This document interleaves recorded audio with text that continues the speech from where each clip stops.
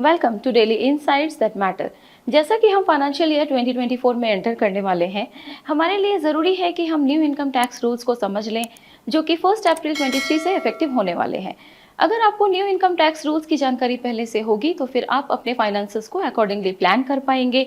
तो चलिए देखते हैं 1 अप्रैल से कौन से न्यू टैक्स रूल्स इंप्लीमेंट होने वाले हैं।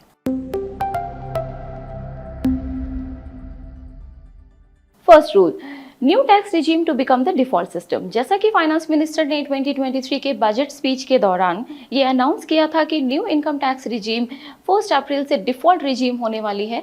हालांकि टैक्स पेयर्स के पास ओल्ड रिजीम को सिलेक्ट करने का ऑप्शन रहेगा। इन केस अगर वो ओल्ड सिस्टम को सिलेक्ट नहीं करते हैं, तो उनकी इनकम टैक्स न्यू रिजीम के अकॉर्डिंग ही कैलकुलेट होंगी। न्यू टैक्स रिजीम को डिटेल में समझने के लिए आप हमारे 2 फरवरी के DITM वीडियो को देख सकते हैं। Second change in tax is converting gold to an electronic gold receipt to become tax free. Digital gold को प्रमोट करने के लिए गवर्नमेंट ने सेबी रजिस्टर्ड वॉल्ट मैनेजर्स को ऑथोराइज किया है कि वो अप्रैल से बिना किसी कैपिटल गेन टैक्स के ही फिजिकल गोल्ड को इलेक्ट्रॉनिक गोल्ड रिसीट्स में एंड वाइस वर्सा में कन्वर्ट कर सकते हैं। इस मूव से इंडिया में डिजिटल गोल्ड मार्केट एनहांस होगी और इंडियन इन्वेस्टर्स के लिए गोल्ड इन्वेस्टमेंट करना और भी आसान हो जाएगा। Third is life insurance policies will become taxable. 1 April 23 से LIC के मेच्योरिटी पर मिलने वाली इनकम अगर 5 लाख से ज़्यादा है तो इनकम टैक्सेबल होगा। फाइनेंस मिनिस्टर ने बजट स्पीच 23 के दौरान ये भी अनाउंस किया था कि ये इनकम टैक्स रूल यूलिप यानी कि यूनिट लिंक्ड इंश्योरेंस प्लान के लिए एप्लीकेबल नहीं होंगे। Next change in rule is no LTCG tax benefit on debt mutual funds. 1 April 23 से वो इन्वेस्टर्स जो डेट म्यूचुअल फंड्स में इन्वेस्ट करते हैं, उनके नोटिस करने वाली बात यह है कि प्रॉफिट अमाउंट अब शॉर्ट टर्म कैपिटल गेन्स के फॉर्म में टैक्स किए जाएंगे।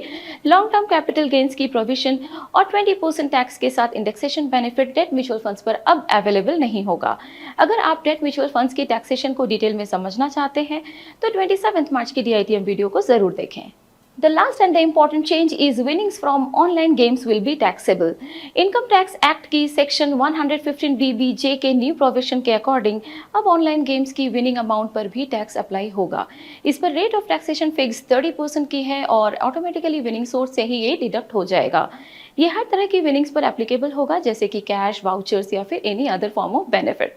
यूनियन बजट की प्रपोज न्यू टैक्स रिजीम के अकॉर्डिंग इंडियन टैक्सेशन सिस्टम में काफ़ी चेंजेस होने वाले हैं। आपके लिए इन रिसेंट डेवलपमेंट्स की अवेयरनेस होनी ज़रूरी है, सो दैट आप अपने फाइनेंसेस को बेटर तरीके से प्लान कर सकें।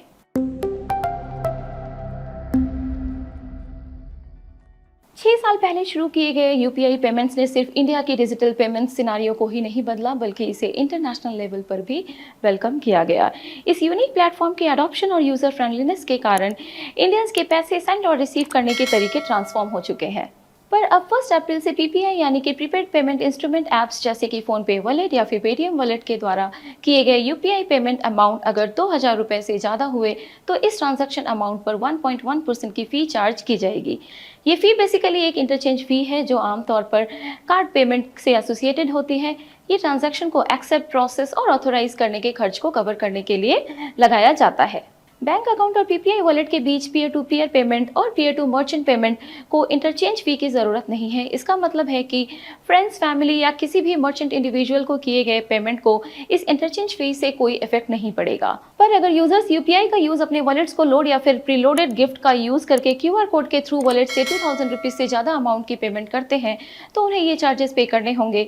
इस केस में PPI इशूअर को 15 बेसिस पॉइंट्स का वॉलेट लोडिंग सर्विस चार्ज अपने अकाउंट होल्डर बैंक को देना होगा। PPI के जरिए डिफरेंट सर्विस प्रोवाइडर्स को किए जाने वाले पेमेंट अलग अलग परसेंटेजेस पे चार्ज किए जाएंगे, जिसकी रेंज 0.5% टू 1.1% होगी। फॉर एग्जांपल, फ्यूल पर 0.5% की इंटरचेंज फी चार्ज की जाएगी। टेलीकॉम, एजुकेशन, यूटिलिटीज के लिए ये 0.7% है।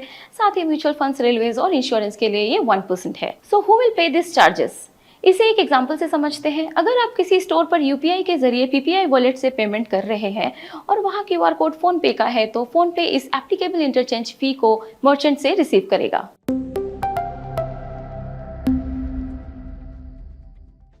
What does this news mean for you? UPI transaction record highs पर है और गवर्नमेंट डिजिटल पेमेंट्स को प्रमोट करने के लिए ये बड़ा कदम उठा रही है। ये फी पेमेंट एग्रीगेटर्स के लिए एक इंसेंटिव होगा। इसका आप पर इनडायरेक्ट न्यूट्रल इम्पैक्ट आएगा। It was our attempt to bring you daily insights that matter. While I say this is me, Preeti Agrahari, signing off. Take care. क्या आपको ये वीडियो पसंद आया? तो फिर ऐसे इंफॉर्मेटिव और इंटरेस्टिंग वीडियोस देखने के लिए इन्फॉर्म्ड इन्वेस्टर ऐप डाउनलोड करें।